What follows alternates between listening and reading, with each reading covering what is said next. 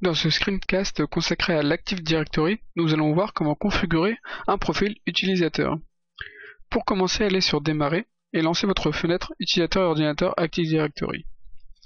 Ici, vous n'avez plus qu'à retrouver donc l'utilisateur concerné, donc dans notre cas formateur d'Awan, et sur lequel nous allons faire un clic droit pour aller dans les propriétés. Ici, vous pouvez voir un bon nombre d'onglets qui vous permettront de configurer pas mal de choses. Donc ici, nous avons les onglets Général, Adresse, Organisation et Téléphone qui sont plutôt des onglets à titre informationnel. Ici, ce qui va nous intéresser le plus, c'est l'onglet Compte et l'onglet Profil qui vont nous permettre de régler pas mal de choses. Dans l'onglet Compte, nous avons le nom d'ouverture de session que nous pouvons changer, le domaine si nous en avons plusieurs, et ainsi de suite. Nous pouvons également configurer l'horaire d'accès pour éviter qu'un utilisateur puisse se connecter en dehors de ses heures de bureau.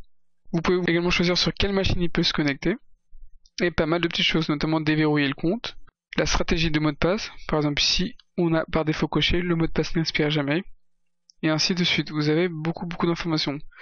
Et dans le cas où vous connaissez la date d'expiration d'un compte, vous pouvez la spécifier directement ici, grâce à un petit calendrier. Dans le compte profil, ici, nous avons beaucoup de choses intéressantes, car c'est ici que vous pourrez, si vous le voulez, lancer des scripts d'ouverture de session affiliés à un compte en particulier, choisir un chemin du profil pour que toutes les informations faites par votre utilisateur soient stockées sur le serveur et récupérées depuis n'importe quelle machine. Là, dossier de base, nous pouvons choisir de connecter un lecteur Z que pour cette personne lors de sa connexion.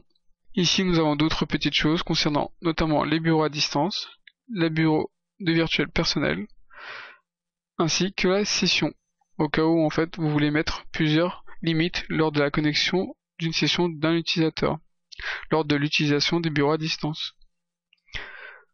Ici, lorsque vous faites un clic droit sur formateur, vous pouvez voir que vous pouvez soit réinitialiser directement le mot de passe, ça vous évite de passer par les propriétés, ou désactiver le compte. Forcément, si vous êtes désactivé le compte, vous voyez ici un petit message qui vous informe que le compte est désactivé. Vous avez une petite icône qui vous l'indique, et lorsque vous faites un nouveau clic droit dessus, vous avez activé le compte. Donc vous n'êtes pas forcément obligé de passer tout le temps par propriété pour ces petites actions répétitives. Voilà, donc nous arrivons à la fin de ce screencast consacré au profil utilisateur. Donc vous avez vu ici comment rentrer des informations à un utilisateur, telles que les adresses, le téléphone, ainsi que les onglets un peu plus poussés, tels que la connexion avec le nom de compte, ou les horaires d'accès par exemple.